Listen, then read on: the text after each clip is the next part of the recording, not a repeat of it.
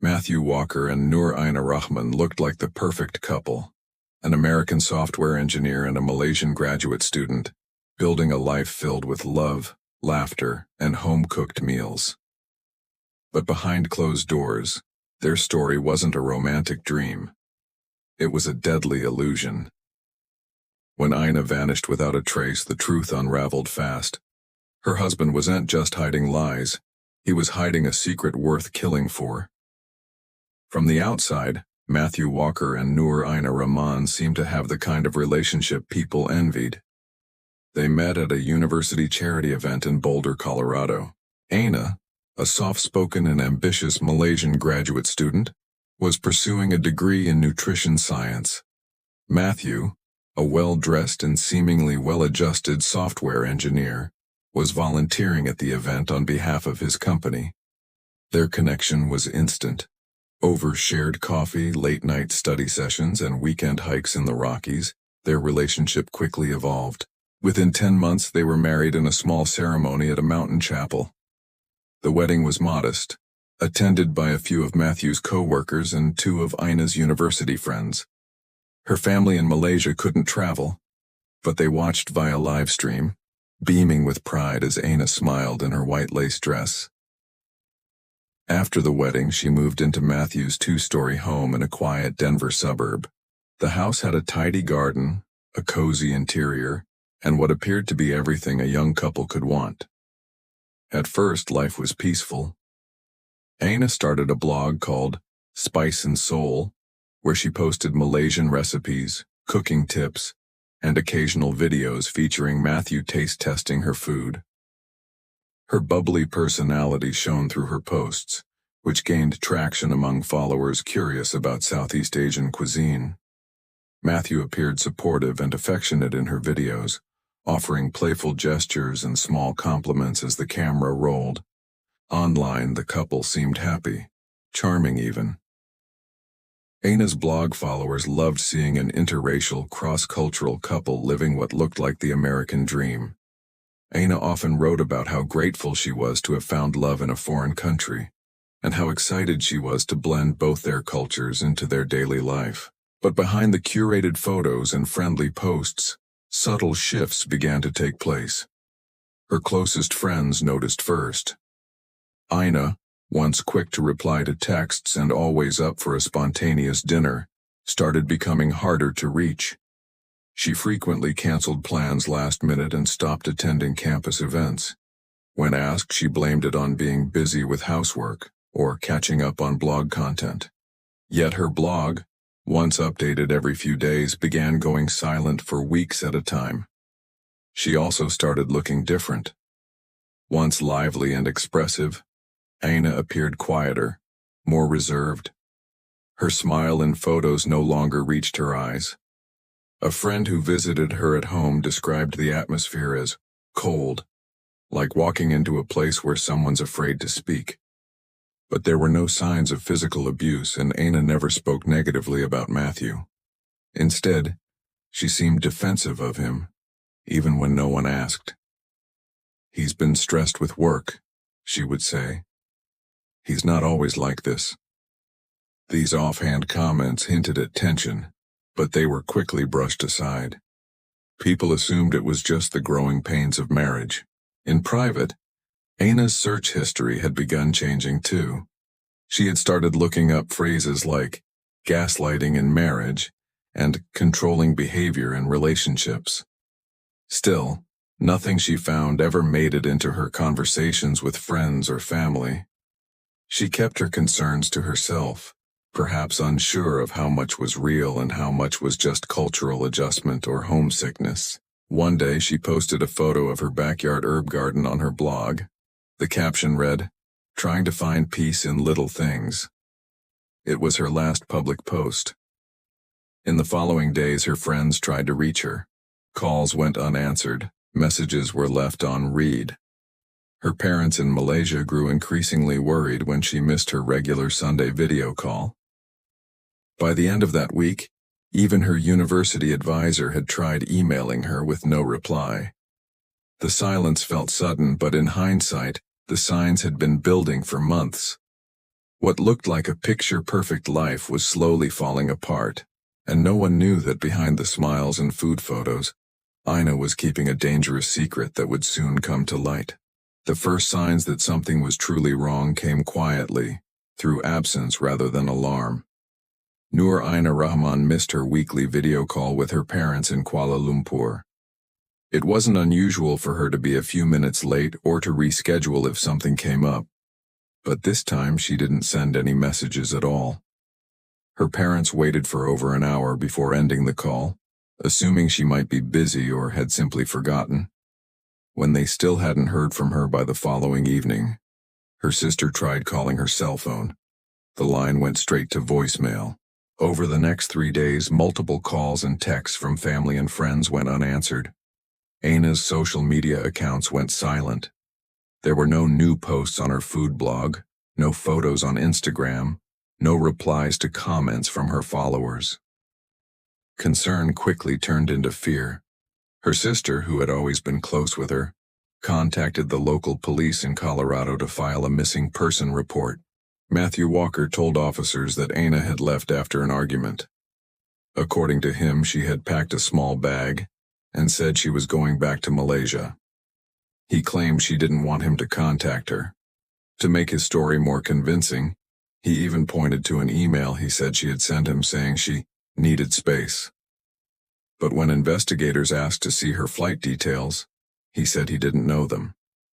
He also couldn't provide a departure date or explain why her passport, suitcase, and most of her personal items were still at the house. Investigators quickly grew suspicious. There was no record of Ina buying a plane ticket or boarding any flights. Her bank account hadn't been touched, and her credit cards hadn't been used since the night she was last seen. Her cell phone had last pinged a nearby cell tower just before midnight that evening. After that, it went completely dark. A search of the house didn't immediately reveal anything alarming. Everything looked neat and undisturbed. But police noticed something strange. A locked drawer in Matthew's office, which he refused to open. With a warrant in hand, they forced it open. Inside was a bundle of documents, some with unfamiliar names, others referencing transactions in cryptocurrencies. Among the papers were several photos of passports, each with Matthew's face but different names and nationalities. Matthew claimed it was for a tech project, but investigators weren't convinced. A check into his background uncovered that he had filed for bankruptcy 2 years before marrying Ina, under a different name, Mark Weller. In fact, Matthew Walker had no legal identity before 2020. He had changed his name, address, and online presence just months before he met Ina. Police began to piece together a troubling picture. The man who had seemed so supportive and loving online was hiding a complicated and possibly criminal past. A forensic search of his electronics uncovered encrypted messaging apps and references to deep web activities. One username, connected to a dark web forum, matched the alias Ina had once printed on a mysterious receipt she accidentally found and posted to a private folder on her laptop. As investigators traced the messages, they found conversations about identity fraud, offshore accounts, and something far more disturbing, messages about securing loose ends. Though the context was vague, the timing lined up with when Ina had gone missing. Ina's university also confirmed that she hadn't shown up for her last 2 scheduled meetings. Professors and classmates had no idea she was even gone. One friend recalled Ina mentioning something about finding out something weird about Matthew, but she hadn't elaborated. That comment, which had seemed unimportant at the time, suddenly felt like a warning. With no sign of Ina and mounting evidence of deception and fraud, investigators shifted the case from a missing person to a suspected homicide. The cheerful blog posts, the cooking videos, the image of a happy marriage, all of it was now seen through a different lens. Ina hadn't run away. She had vanished under circumstances that pointed directly to the man she had trusted most. The investigation into Ina's disappearance was no longer just about finding a missing woman. It had become a deeper dive into the life of a man who had carefully constructed an illusion. Matthew Walker, once perceived as a quiet, successful software engineer, was now the subject of an intense criminal inquiry. Detectives believed that Aina had uncovered something she wasn't supposed to see. What they needed now was proof. A digital forensic team was assigned to examine every piece of electronic equipment found in Matthew Walker's home. Among the items collected was a laptop hidden in a locked storage container in the garage. It was an older model, dusty and worn, and looked like it hadn't been used in months. But it had a fingerprint scanner, and once investigators forced it open, they realized it had belonged to Matthew before he assumed his new identity. The hard drive had been deliberately wiped, but specialists were able to recover fragments of deleted files and hidden folders. What they uncovered painted a disturbing portrait. There were encrypted messages, usernames tied to forums on the dark web, and documents involving offshore accounts in Belize, Panama, and the Cayman Islands. More troubling were messages suggesting he had been involved in a network that sold forged documents, passports, birth certificates, and even government IDs. Matthew had been operating under several aliases across various platforms. He offered services like data erasure, false identity creation, and even hinted at more extreme tasks, using coded language. One message, dated just days before Aina disappeared, read, "She found the burner files. Might need to fix this soon. Can't afford exposure." Investigators didn't know exactly who the message was addressed to, but the implications were chilling. Digging further, police found that Aina had sent herself several photographs of suspicious receipts, strange email threads, and a scanned document with a name she didn't recognize. The files were stored in a cloud folder only accessible through her university account. Investigators accessed the folder and discovered evidence that Aina had indeed found some of Matthew's secret dealings. There were emails between Matthew and a man under the alias King Delta 72, discussing money transfers and eliminating future risk. Aina's final actions online included several searches. What to do if you discover criminal activity, how to report anonymously to FBI, and proof your husband is lying. She had also begun drafting an email to her sister, outlining her fears. The message was never sent. By now the evidence was overwhelming. It appeared that Aina had stumbled onto Matthew's illegal operations and was gathering proof. She likely planned to confront him, or worse, report him to authorities. Detectives believed that Matthew had sensed this and acted before she could expose him.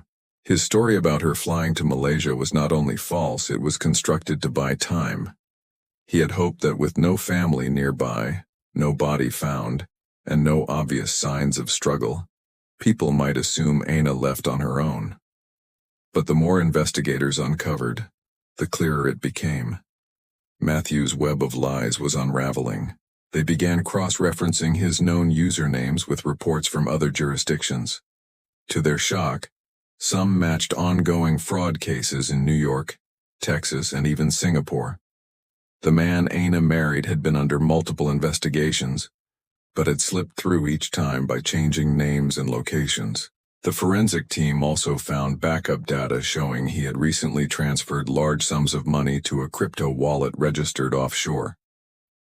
It appeared he had been planning an escape, perhaps anticipating the moment Aina would go public with what she knew. What started as a simple love story had become a calculated trap. Aina had unknowingly married someone who had spent years perfecting a false life. Her discovery of the truth wasn't just inconvenient for Matthew. It was dangerous. And now all signs pointed to the fact that she had paid the ultimate price for uncovering it. With the evidence mounting and suspicions growing darker by the day, investigators turned their attention to the one place that hadn't been fully searched, Matthew's backyard. From the beginning, the area seemed too neat, too staged. Neighbors mentioned that Matthew had recently spent several days working in the yard, laying new sod and replacing old garden beds. At the time, no one questioned it. To them, it just looked like a homeowner doing some spring landscaping. But to detectives, it now looked like a possible cover-up. With the assistance of cadaver dogs and forensic teams, the search began early on a Monday morning. The dogs were immediately drawn to a patch of freshly turned earth near the rose bushes along the fence line. The soil there was different, darker, looser, and poorly compacted compared to the rest of the yard. Investigators noted the presence of strong chemical smells, likely an attempt to mask the scent of decomposition. They began digging carefully, inch by inch, sifting through the dirt for any signs of disturbance beneath the surface. Just 2 feet down they found her. Wrapped in a tarp and buried in a shallow grave was the body of Nur Aina Rahman. The medical examiner on site confirmed what investigators already feared. She had been dead for days. The condition of the remains matched the timeline of her disappearance. Her injuries told a clear story. Blunt force trauma to the back of the skull, likely from a heavy object. There were no signs of a struggle, no defensive wounds, suggesting she had been caught off guard. The blow had been swift, brutal, and intentional. Inside the house, investigators conducted a second, more thorough search. Hidden beneath a floorboard in Matthew's office closet, they found a small black notebook. It was Aina's journal. The pages were neatly written, filled with entries about her daily life, her recipes, and her observations about her marriage. As the entries progressed, the tone changed. She wrote about feeling isolated, controlled, and suspicious. She mentioned finding unusual emails and documents and how Matthew had become more secretive. In one of the final entries she wrote, "If anything happens to me, look at Matthew's laptop. He's not who he says he is." That sentence changed the course of the investigation. It confirmed what detectives had suspected. Aina knew. She had uncovered something deeply incriminating and had tried to document it. Her journal became a key piece of evidence in building the case against Matthew. It offered a chilling window into her final days and the fear she had lived with leading up to her murder. Forensic analysis of the tarp, the soil, and the area around the grave confirmed Matthew's involvement. His fingerprints were found on the plastic, and traces of Aina's blood were discovered in the trunk of his car. Beneath a hastily cleaned liner, security footage from a nearby hardware store showed him purchasing gardening tools, cleaning agents, and a large bag of lime the day after Aina disappeared. Confronted with the evidence, Matthew remained emotionless. He refused to cooperate and requested legal representation. But at that point the damage was done. His carefully constructed world had collapsed. The smiling husband from Aina's cooking videos was gone, replaced by a man now facing a murder charge. News of Aina's death sent shockwaves through the community. Her friends, followers, and professors were heartbroken. Tributes poured in online. Her blog, Spice and Soul, was turned into a memorial, a space for people to share memories and express their grief. The comments were filled with messages of sorrow, disbelief, and anger. A woman who had inspired others with her warmth and creativity had been silenced by the very person she trusted most. What was once seen as a quiet suburban home had become the center of a tragic and horrifying crime. And in the middle of it all lay the truth Aina had tried so hard to reveal. Matthew Walker was arrested in the early hours of a cold November morning. There was no resistance, no emotion. He stood silently in his doorway as officers placed him in handcuffs and read him his rights. By that time, the evidence against him was overwhelming. Aina's body buried in his backyard, her blood in his car, fingerprints on the tarp, and digital trails linking him to fraudulent identities and dark web activities. The man who had once smiled for her cooking videos was now facing charges of first-degree murder, identity theft, money laundering, and obstruction of justice. The trial began 4 months later and drew national attention. The courtroom was filled with journalists, true crime enthusiasts, former friends, and heartbroken classmates. On the prosecution side sat Aina's parents, who had flown in from Malaysia for the proceedings. They sat quietly, clutching each other's hands as the details of their daughter's final days were laid bare. Prosecutors presented a clear timeline of deception, betrayal, and premeditated murder. They showed how Matthew had built his entire life on lies, beginning with the fake name he used to marry Aina.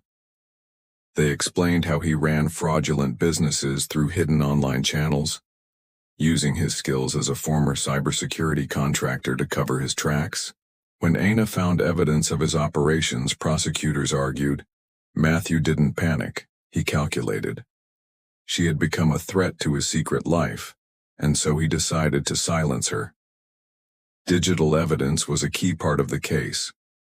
Investigators had traced messages between Matthew and known criminal associates, one of which ominously referred to taking care of a leak.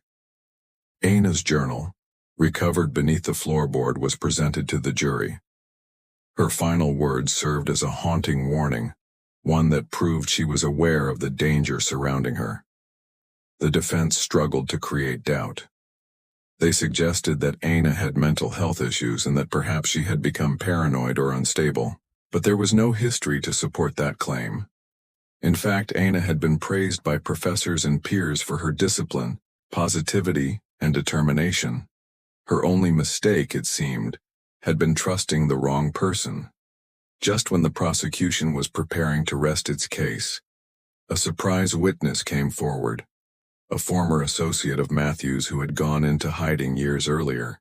He testified under federal protection and revealed that Matthew had expressed concern about a woman who was starting to ask questions. According to the witness, Matthew had hinted at needing to clean things up and had asked about ways to disappear without leaving a trail. The jury deliberated for less than 2 days. Matthew Walker was found guilty on all counts. At sentencing, the judge described the murder as cold, calculated, and unforgivable. He was sentenced to life in prison without the possibility of parole.